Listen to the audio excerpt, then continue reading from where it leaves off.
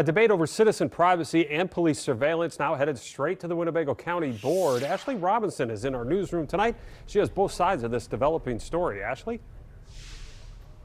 Chris, a new law is being proposed to the Winnebago County Board asking to stop the expansion of license plate reader cameras in the county before they go any further. Under the proposal, flock cameras would only be allowed for parking enforcement, access to controlled areas, and weigh stations, with data deleted after 90 days.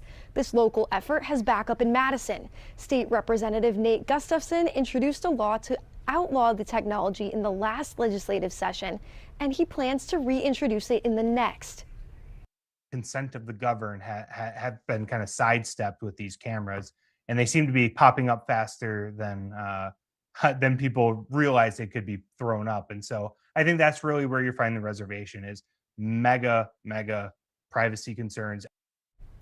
But Winnebago County Sheriff John Mott says the 15 cameras his deputies use are critical to solving crimes, including silver alerts and carjackings. I think this is the single most advancement that I've seen in the 37 years in law enforcement of helping victims recover what they're missing, or criminals being held accountable. And I don't want to see it go away. The proposal is being passed to the Winnebago County Board's Judicial and Safety Committee for review. If added to the agenda, it will be reviewed on August 31st.